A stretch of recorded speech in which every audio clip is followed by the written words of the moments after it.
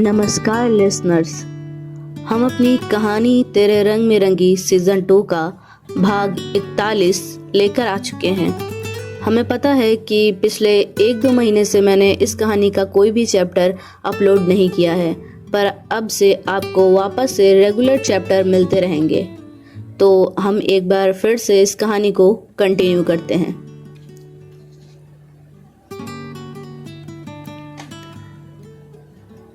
राघवेंद्र ने ऋषिका की आंखों में देखा और एक पल के लिए खामोश हो गया। वो ऋषिका का दर्द और उसकी तकलीफ समझ पा रहा था। उसने गंभीरता से कहा, नहीं ऋषिका, हम हार नहीं मानेंगे। हम इस कंपटीशन में भाग लेंगे। अभी राघवेंद्र और ऋषिका बात कर ही रहे थे कि तभी ऋषिका का फोन बज उठा। ऋषिका ने फोन की स्क्रीन पर सरस्वती नाम फ्लैश होते देखा तो तुरंत कॉल पिक कर ली। हाँ सुरु, बताओ क्या बात है? ऋषिका ने अपने आप को संभालते हुए भरी आवाज में कहा। ऋषु, अभी कुछ देर पहले मुझे नितिन के दोस्तों का कॉल आया था। उन्होंने कहा कि वो अब हमारी टीम के मेंबर नहीं बनना चाहते। मैंने जानने की कोशिश की कि वो अचानक ऐसा क्यों कर रहे हैं, तो मुझे पता चला कि वो सभी मित्तल एकेडमीज के डांसर थे जिन्हें नितिन पैसे देकर लेकर आया था। ऋषिका ने ये सुना तो उसे ज्यादा आश्चर्य नहीं हुआ, क्योंकि कहीं न कहीं उसे लग रहा था कि नितिन के जाने के बाद उसके दोस्त उसके साथ इस कंपटीशन में पार्टिसिपेट नहीं करने वाले हैं। इसलिए उसने कहा, सुरु, तुम घर जाकर आराम करो, मैं इस बारे में तुमसे कल बात करती हूँ।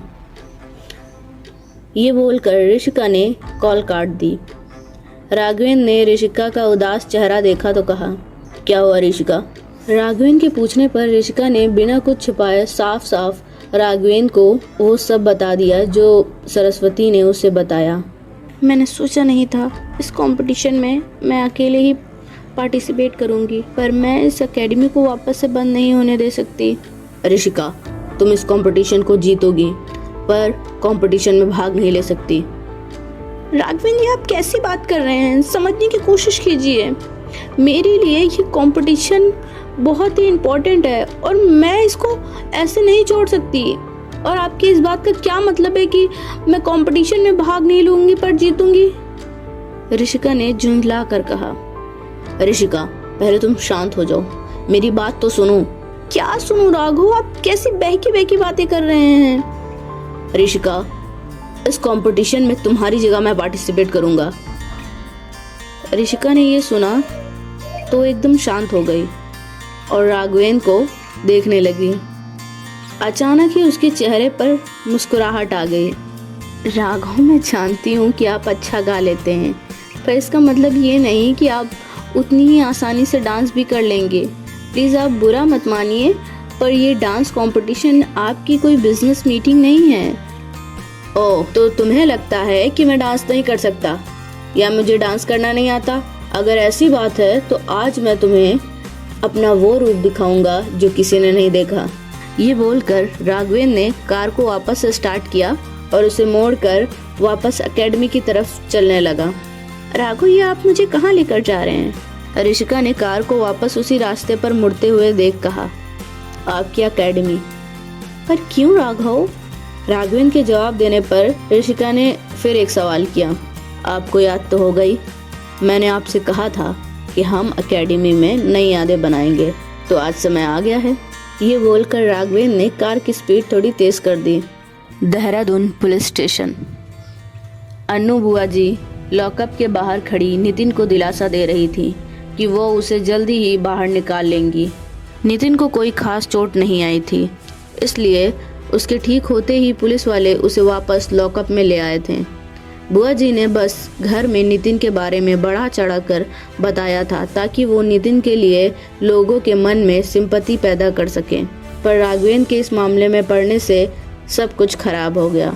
उन्होंने नितिन से कहा, बेटा तू बस एक बार बाहर आ जा, फिर मैं इन दोनों मियाँ बीवी को दिखाती हूँ कि अन्नू भारद्वाज क्या चीज़ है। वो दोनों अभी बात कर ही रहे थे कि तभी एक हवलदार नितिन के लॉकअप के पास आता है और लॉकअप का दरवाजा खोलते हुए कहता है, चलो निकलो, तुम्हारी बेल हो गई है। नितिन ने यह सुना तो चौंक कर पूछा, किसने करवाई बेल? अभी नितिन ने सवाल किया ही था कि तभी नितिन के कानों में एक आवाज पड़ी, मैंने। नितिन ने आवाज की दिशा में देखा तो हैरान रह गया। दूसरी तरफ ऋषिका अकेली डांस हॉल के एक कोने में कुर्सी पर बैठी थी। पूरी एकेडमी सुनसान थी, पर हॉल में हल्की रोशनी और गूंजती हुई शास्त्रीय संगीत की ध्वनि माहौल को जादुई बना रही थी। तभी दरवाजे से राघवेंद्र अंदर आया। उसने ग्रे रंग की शर्ट पहनी हुई थी, जिसके ऊपर के 2 बटन खुले हुए थे और शर्ट की बाजुएं मुड़ी हुई थी। वह हमेशा की तरह बेहद हैंडसम लग रहा था। ऋषिका ने उसकी ओर देखा और उसकी नज़रें जैसे वहीं थम गई। राघवेंद्र ने बिना कुछ कहे म्यूजिक की लय पर नृत्य करना शुरू किया। उसका डांस ट्रेडिशनल और मॉडर्न दोनों का ही खूबसूरत संगम था। हर मूवमेंट में न केवल तकनीकी बल्कि एक कहानी छिपी हुई थी। ऋषिका मनमुग्ध होकर उसे देख रही थी। म्यूजिक खत्म होते ही राघवेंद्र उसके पास आया। उसने हल्के से ऋषिका का हाथ पकड़ा, उसे अपनी ओर खींचा और मुस्कुराते हुए बोला, तो मिसेस सिंह, क्या लगता है आपको, मैं आपके डांस कंपटीशन में पास हुआ कि नहीं, या मैं अभी अपनी बीवी की मदद करने के काबिल नहीं? ऋषिका उसके अचानक इस तरह करीब आने से थोड़ी हड़बड़ा गई। वह झिझकते हुए बोली, आपने कभी बताया नहीं कि आप इतना अच्छा डांस कर लेते हैं राघव। राघवेंद्र ने शरारती मुस्कान के साथ कहा, वैसे मैं और भी बहुत सारी चीजें अच्छे से कर लेता हूँ, लेकिन उनमें मुझे तुम्हारी सपोर्ट की जरूरत होगी। ऋषिका राघवेंद्र की ये शरारती इरादों के मतलब साफ समझ रही थी। उसने अनजान बनते हुए उसे सवालिया नजरों से देखा। आपका मतलब क्या है? इस पर राघवेंद्र ने ऋषिका को अपनी गोद में उठाते हुए कहा, अब इसका मतलब तो मैं यहाँ नहीं बता सकता, पर एक जगह है जहाँ पर मैं आपको बहुत अच्छे से समझा सकता हूँ। वैसे मैं तुम्हें याद दिला दूं, मेरा अभी तुम्हें पनिशमेंट देना बाकी है, और साथ ही हमें उस कैबिन में अभी कुछ और भी यादें तो बनानी थी।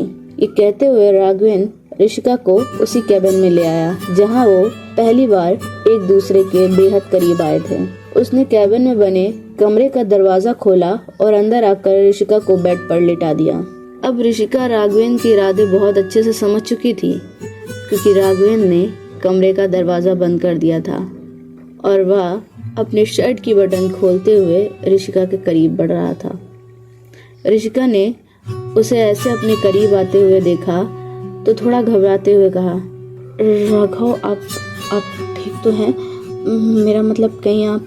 ऋषिका इसके आगे कुछ कहती कि राघवेंद्र ने उसके होठों पर अपनी उंगली रख दी और उसका एक हाथ अपने सीने पर रखकर कहा, इन धड़कनों की आवाज सुनो ऋषिका, जो बस बेसब्री से तुम्हारा इंतजार कर रही हैं, जो ये चीख कर कहना चाह रही हैं कि ऋषिका, मुझे अपना बना लो। ऋषिका ने उसकी बात सुनी तो शर्म से अपनी नजरें झुका ली। राघवेंद्र ने प्यार से उसका चेहरा अपने हाथों में लिया और उसके माथे पर एक किस किया, फिर धीरे से उसके होठों को अपनी गिरफ्त में ले लिया। कुछ देर बाद राघवेंद्र ऋषिका के सिर को प्यार से सहला रहा था।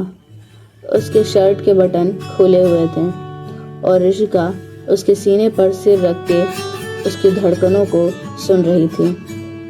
तभी राघवेंद्र ने धीरे से उसके कान में फुसफुसाते हुए कहा, मिसेस सिंह, आपको नहीं लगता कि अब हमें घर चलना चाहिए? ये सुनकर ऋषिका ने उसकी तरफ देखा और कहा, एक बार एकेडमी पहले जैसी चलने लगे, उसके बाद मुझे आपके साथ हनीमून पर जाना है। ओके मेरी जान, तो बताइए आपको कहाँ जाना है हनीमून पर? लंदन, पेरिस, फ्रांस, कहाँ जाना चाहती हैं आप? राघवेंद्र ने पहली बार ऋषिका के मुंह से हनीमून का नाम सुनकर खुश होते हुए कहा। तो ऋषिका अपने होठ उसके कान के पास लाकर धीरे से बोली, बनारस चलेंगे। ये बोलकर वो उससे दूर हो गई। RV limited. ऋषभ अपने कैबिन में बैठा था। उसके चेहरे पर गंभीरता साफ झलक रही थी। उसके डेस्क पर कई फाइलें बिखरी हुई थीं और दीवार पर प्रोजेक्ट की टाइमलाइन का बड़ा सा चार्ट टंगा हुआ था। तरुण ने एक मोटी फाइल रखते हुए कहा, ऋषभ, वाईटी प्रोजेक्ट को सफल बनाने के लिए हमें उत्तराखंड सरकार से बात करनी होगी। यह सिर्फ हमारा ही नहीं बल्कि सरकार का भी एक गेम चेंजर हो सकता है। लेकिन ये कहते हुए तरुण थोड़ा रुका। उसकी आवाज में थोड़ी झिझक थी। ऋषभ ने अपनी कुर्सी पर झुकते हुए कहा, लेकिन क्या तरुण, साफ साफ बताओ। तरुण ने एक गहरी सांस ली और गंभीरता से बोला, सर, यह प्रोजेक्ट जितना बड़ा मौका है उतना ही बड़ा खतरा भी। अगर सरकार ने इसे गलत नजरिए से देखा तो सब कुछ उल्टा भी पड़ सकता है। हमें हर बात सोच समझकर करनी होगी। ऋषभ कुछ देर चुप रहा, फिर उसने धीरे से कहा, यह बात सही है, लेकिन हमें रिस्क तो लेना ही होगा। ऐसा करो, हेल्थ मिनिस्टर से मीटिंग फिक्स करो। हमें उनसे पहले इस बारे में बात करनी होगी। तरुण ने सिर हिलाया और बोला, ठीक है सर, मैं कल शाम तक की उनकी अपॉइंटमेंट लेने की कोशिश करता हूँ।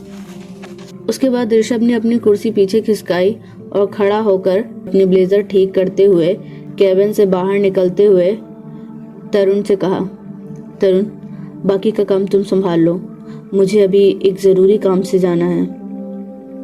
यह कहते हुए वह तेजी से कैबिन से निकल गया।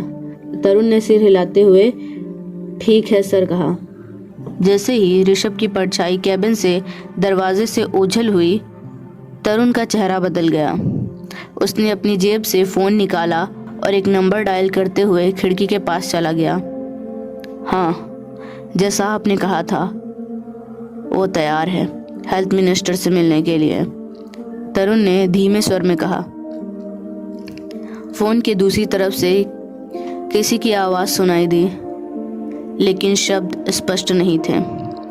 तरुण के चेहरे पर एक हल्की मुस्कान फैल गई।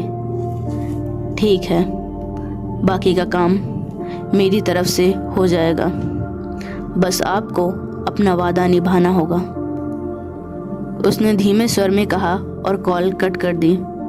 तरुण ने फ़ोन रखते हुए खिड़की के बाहर देखा। उसकी मुस्कान अब गहरी और रहस्यमयी हो चुकी थी। उसने खुद से बड़बड़ाते हुए कहा, ऋषभ, तुम सोच भी नहीं सकते कि क्या गेम खेला जा रहा है और कितना बड़ा खेला जा रहा है, और जो चाल मैं चल रहा हूँ उसमें तुम्हारा हर कदम सिर्फ एक प्यादा है। असली बाजी तो अब मैं ही मारूंगा। कैबिन के बाहर एक साई ने यह सब सुन लिया था। वह धीरे धीरे पीछे हटते हुए ओझल हो गया।